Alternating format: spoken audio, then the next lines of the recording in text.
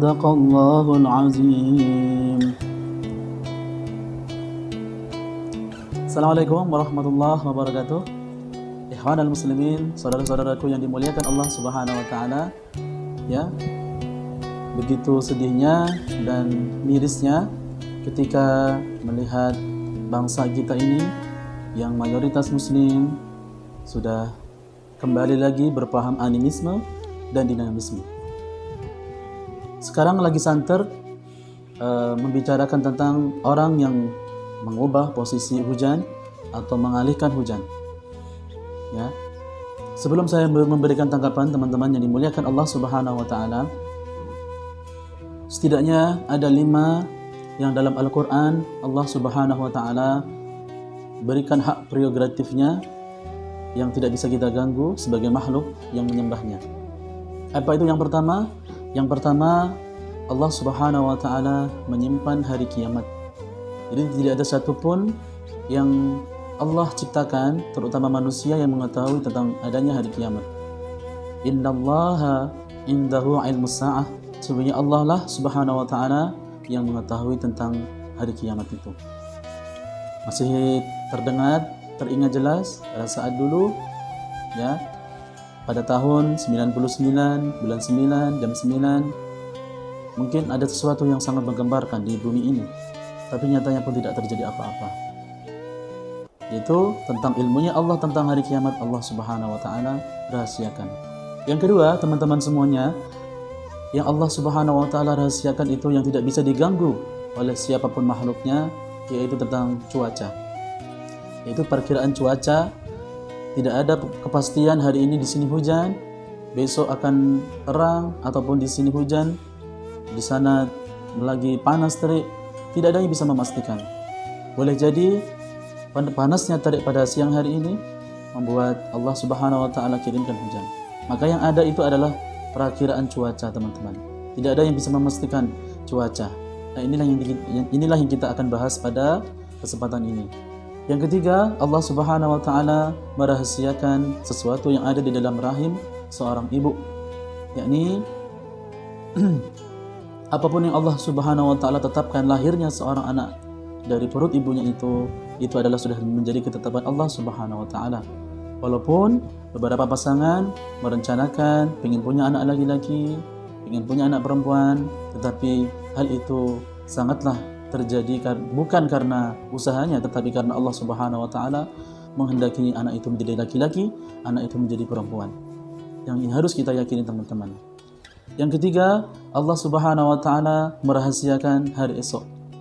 Hari esok, ya, apa yang terjadi berkaitan dengan rezeki seseorang, nasib seseorang, kesedihan atau kebahagiaan seseorang, itu Allah Subhanahu wa taala rahasiakan. Maka tugas kita seorang hamba adalah meyakini jika Allah Subhanahu wa taala berikan kita hidup, maka jangan sampai kita melampaui, ya, ataupun melangkahi ketetapan-ketetapan Allah Subhanahu wa taala. Kalau hari ini kamu susah, besok masih ada kesempatan dirimu untuk bahagia. Hari ini kalau kamu miskin, Allah Subhanahu wa taala masih bisa memberikan kesempatan untuk dirimu kaya. Maka teman-teman yang dimuliakan Allah Subhanahu wa taala, itu yang harus kita yakini. Yang keempat. Yang kelima, Allah Subhanahu wa taala merahasiakan tentang kematian seseorang. Ya, di mana dilahirkan dan di mana dia akan diwafatkan oleh Allah Subhanahu wa taala. Dirahasiakan tentang waktunya, kapan dia meninggal, di mana dia tempat dia meninggal, dan sebab apa dia meninggal, itu Allah Subhanahu wa taala rahasiakan. Maka ayolah menjadi manusia, masyarakat yang bijaksana mengenai hal-hal dan fenomena-fenomena yang ada di sekitar kita. Membuat kita jangan sampai merasa terheran dan tertakjub apalagi dengan orang-orang yang melenceng dari agamanya Allah Subhanahu wa taala. Baiklah teman-teman yang dimuliakan Allah Subhanahu wa taala. Saya katakan di awal tadi bahwa Indonesia atau Nusantara sebelum Islam masuk di tengah-tengah kita ini memang sudah, nenek moyang kita sudah menganut paham animisme, yaitu suatu ajaran yang meyakini adanya tentang roh, ya, ataupun sesuatu yang jin ataupun roh leluhur yang bisa membuat semua ini bisa berubah. Dan yang kedua tentang dinamisme, yaitu masyarakat dulu sudah bisa yang sudah meyakini tentang adanya benda-benda yang dikeramatkan ataupun benda-benda pusaka yang Allah Subhanahu wa taala benda-benda pusaka yang sudah diyakini oleh masyarakat terlebih dahulu. Maka itu sudah diganti dan sudah berubah, teman-teman. Ya, sudah berubah. Setelah Islam masuk, Islam mensucikan semua itu dengan bersandar dan meyakini Allah Subhanahu wa taala lah yang mengatur semua itu. Maka tidak heran kalau sekarang ada yang namanya pawang hujan. Pawang hujan yang diyakini oleh masyarakat tertentu bisa mengalihkan hujan. Maka dalam Islam, teman-teman, tidak ada yang namanya orang yang bisa mengalihkan hujan. Ya. Maka tidak seutuhnya orang yang bisa katanya itu kita hukumi dosa besar ataupun syirik. Tetapi kita lihat dulu, jikalau seseorang tersebut yang diyakini bisa memindahkan hujan itu adalah dia minta kepada Allah Subhanahu wa taala dengan tuntunan syariat yang tertentu, lalu Allah kabulkan sehingga awan hitam bergeser, mungkin barangkali itu cuma kebetulan dan Allah Subhanahu wa taala kabulkan permintaannya.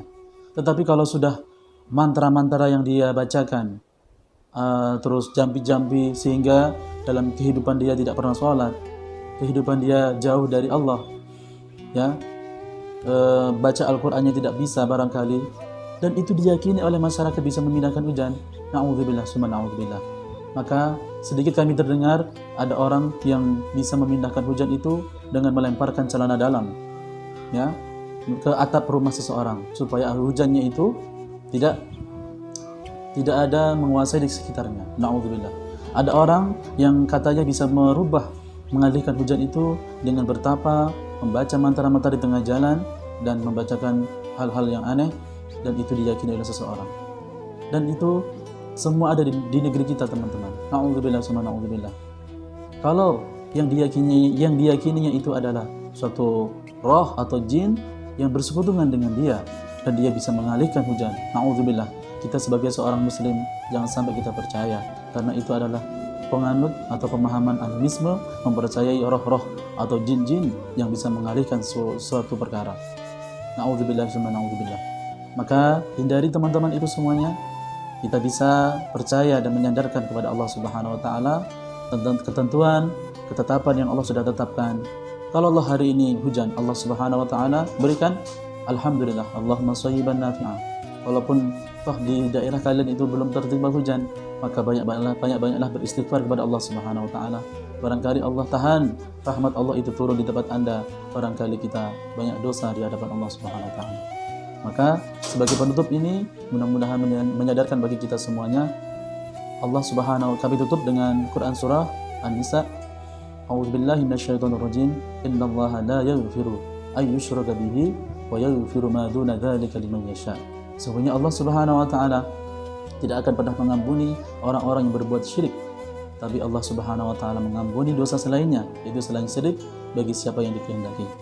Maka ayo kita cerdas, teman-teman, untuk tidak selalu percaya dengan hal-hal yang sedemikian. Bergantunglah kepada Allah Subhanahu wa taala, dan Allah lah yang maha mengatur maha segalanya dalam kehidupan kita. Wal afu minkum. Assalamualaikum warahmatullahi wabarakatuh.